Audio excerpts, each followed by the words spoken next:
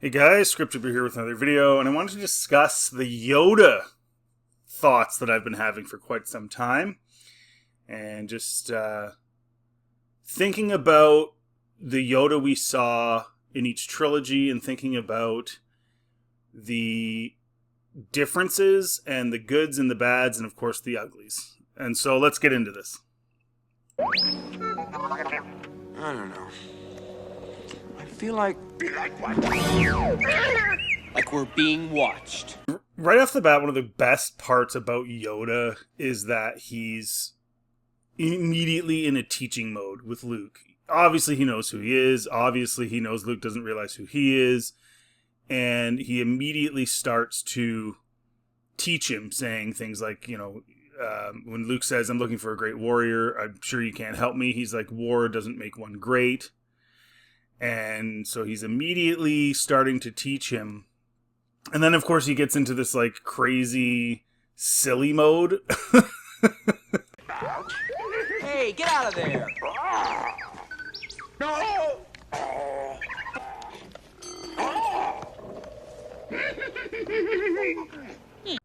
I think the lesson here is pretty clear, is that Yoda's trying to implore onto Luke to not judge books by their cover, to not assume things based on certain actions or first impressions, which is, of course, very wise. It's very wise for anybody to view things that way in life. Yoda. You seek Yoda. You know him? Take it to him, I will. Delicious. I just don't understand why we can't see Yoda now. Patience! For the Jedi, it is time to eat as well. Immediately, Yoda moves on to patience. He says, "I'm going to take you to him, but first we're going to go to my hut and eat some gross food, and I'm going to make you wait and see how much it bothers you and see how patient of a young man you really are." Powerful Jedi. Oh, come on. How could you know my father? You don't even know who I am. No, I don't even know what I'm doing here. We're wasting our time. I cannot teach him.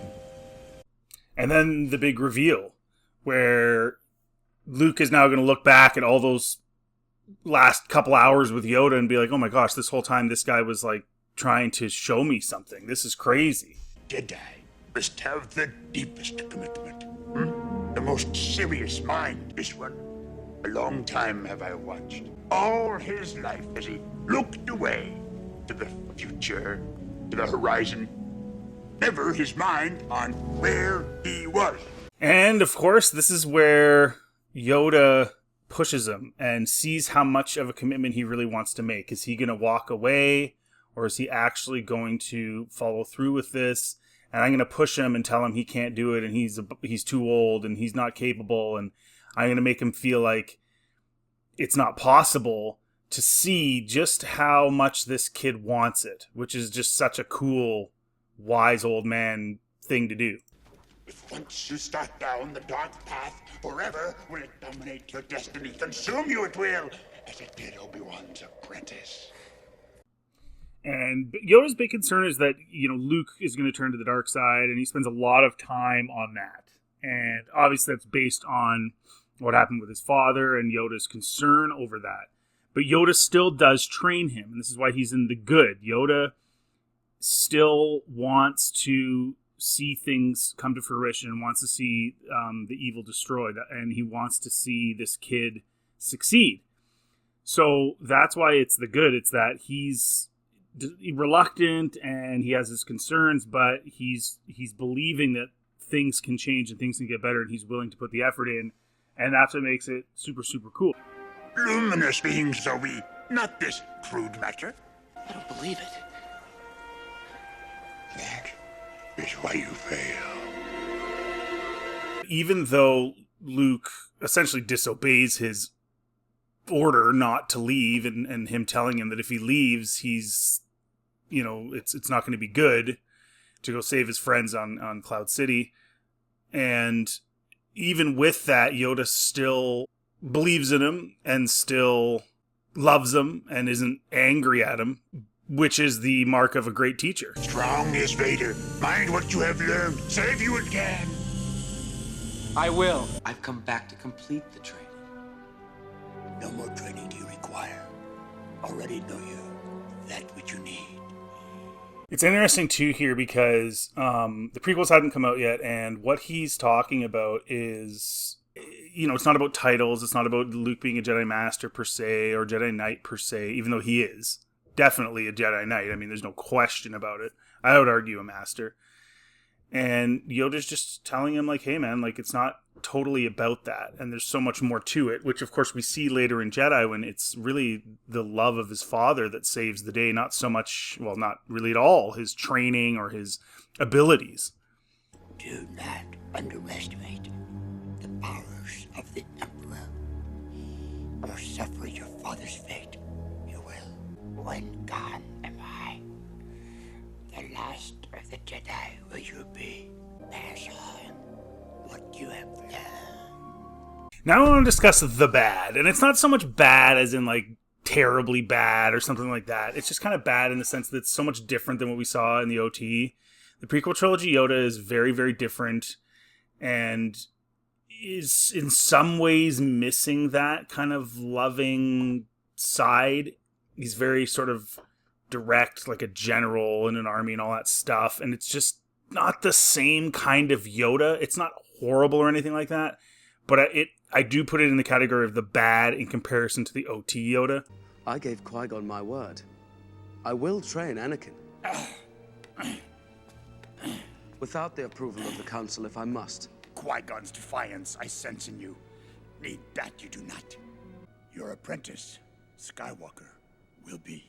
There's a lot of scenes where they're just all sort of sitting around talking, and I give Palpatine a lot of credit for not allowing the Jedi to see what he was doing and for clouding their vision. But at the same time, Yoda just seems to kind of know what's going on, but doesn't want to say anything in a lot of scenes. Like, you get that sense that he sees it, but he just doesn't say anything, and he kind of just leaves it. And some people say, oh, that's the hubris, and George did allude to the hubris, although I think the way they did it in the sequels, where they made it all about the hubris, made it over-exaggerated. For some reason, he had a fear of saying what he really thought, and I don't really know why. And for me, that's kind of a bad, because it's like, dude, you're Yoda. You should be telling people what you really think, especially in this context. I get it with Luke, and you're trying to like train him and make him learn things, but in this scenario, you should probably speak your mind. Blind we are. With creation of this clone army, we could not see. And this is kind of what I'm talking about too. Like they kind of had to write the Jedi as sort of super like unaware and kind of incompetent in a lot of ways to sort of get the story through. I kind of wish there was a little more nuance. Again, I love the idea that Palpatine's manipulating everybody, but then the Jedi are just like presented as too incompetent, Yoda included, Yoda especially because he's the head of it. And Yoda's like, we don't want to tell the Senate our powers have diminished. And it's like, why would you think your powers have diminished? And then he brings up like, oh, only the Dark Lord of the Sith knows about this. And so you're kind of like, well, if you know there's a Sith and he knows that your powers have diminished, you should be asking, why have your powers diminished? And they don't really do that. They don't really address that. And he doesn't really address that after that. And then it's like, well, and if you know it's a Sith and you know he's super powerful, how are you not putting two and two together? He's too incompetent in the prequels, in my opinion. There should have been a little more balance, a little more nuance. It's like, Yoda, you're listening to Palpatine say that they need a grand army of the Republic. You know that Sifo-Dyas couldn't have authorized it because he was dead at the time. You're not putting two and two together. Like, this is where it gets to be a little bit, it's supposed to be wise Yoda. All forward positions are advancing. Very good. Very good. And, like, I get it that they're, like, involved, but, like, having Yoda as, like, this general of an army is just a little bit odd to me. It's like the equivalent of Palpatine on the other side, right? And they're, like, the heads of their beliefs and their orders, however big or small they are. And it's like to see Yoda in the field, like, as part of a battle, I feel like he should be in the council chambers and like making adding his insights from afar. It's just kind of weird that he's like on the battlefield. He's like this old man. Again, it's kind of bad. We have a job to do. I don't care. Put the ship down. You will be expelled from the Jedi Order. What do you think Padme would do were she in your position? She would do her duty. And then you have an example of like where Yoda senses that Anakin is angry and is got issues and is turning and has attachments. He knows it, but he never really deals with it, like fully. Never really deals with it fully. Like they say, oh, you're not going to have the rank of master. But he never really like deals with it. He does have a conversation with Anakin early in Revenge of the Sith, and we'll discuss that because it applies to what I'm saying now. It is obvious that this contest cannot be decided by our knowledge of the Force, but by our skills with a lightsaber. Okay, so even this, it's like, what do you mean? It's Yoda. Like, Yoda doesn't need to fight with a lightsaber. Why would he need to fight Count Dooku with a lightsaber? He just blocked his lightning easily, no problem. And then Dooku's like, well, we're basically evenly matched, and we can only use lightsabers now. And it's like, no, Yoda's more powerful than you. What is going on here? And then you see the way Yoda fights, and he's like flipping around and like jumping and flipping, and he's like an old man. It didn't fit. It didn't sit right. That's why for me, he never even lightsaber fights. He doesn't need to. He's the equivalent of Palpatine on the good side, to where he's beyond that. I didn't like Palpatine using a lightsaber either. And originally, I don't think George had that, and then they added it later because he's like, take your weapon and strike me down. He doesn't have a lightsaber in the OT. These visions you have. They're of pain, death. Yourself you speak of? Or someone you know? Someone. Close to you? Yes. Fear of loss is a path to the dark side. What must I do, Master Yoda? Train yourself to let go of everything you fear to lose. First of all, how does Yoda not know or sense any of this? He can sense stuff happening far away throughout this trilogy. How does he not sense who he's talking about and all that stuff? And if he does, why doesn't he say anything? It just doesn't even really make much sense. And then he tells him, go train yourself? What? Why wouldn't he try to help him himself? It just doesn't make a lot of sense for him to do that. How can you do this? This is outrageous. It's unfair. How can you be on the council and not be a master? Take a seat, young Skywalker. And he's the first ever Jedi on the council that isn't granted master, and Yoda doesn't say why. And it's like, is it based on your previous conversation? Like, and if you know something, like, why don't you say something? It's just very strange to me. They don't, like, just communicate with this kid.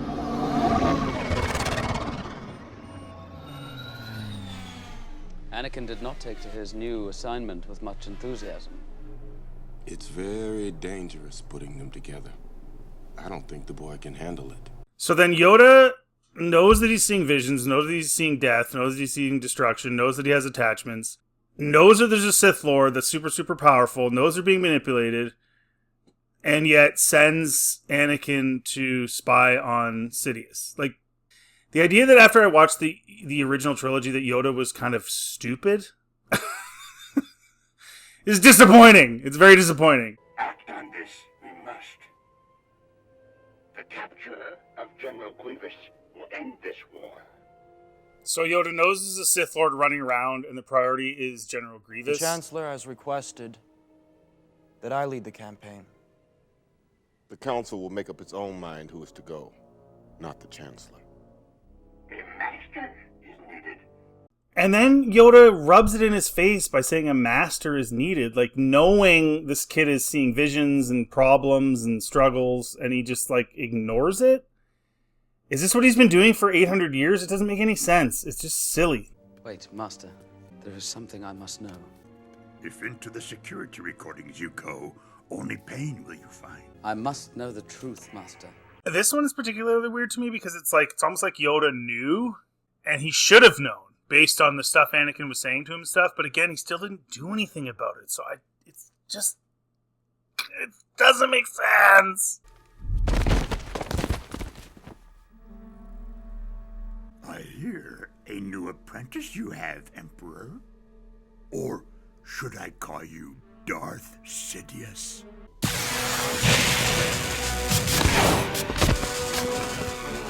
And then it's more lightsaber dueling, this time with Sidious and Yoda. And to me, again, it's just, they should be beyond that. And he's flipping and flopping and flipping around. It's just, it's too much. I don't get what this is.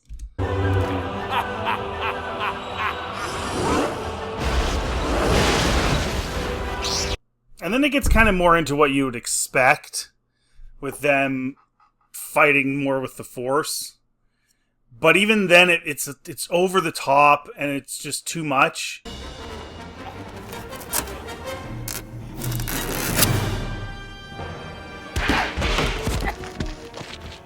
And then what was really strange is he gives up. Like, you can see physically he can still move around. He's perfectly fine. The fall didn't hurt him very much. It's not that big of a deal. Palpatine was hanging on by a thread, and yet he just leaves. And you're like, why didn't you continue to fight if it was that important to you? Into exile. I must go. Failed, I have. Like, he says he failed, but he kind of quit before he actually failed. Like, wouldn't you want to keep going until, like, I honestly thought, like, he was going to get, like, on the brink of death to the point where they had to get him out of there. But he just kind of just leaves. It's kind of bad.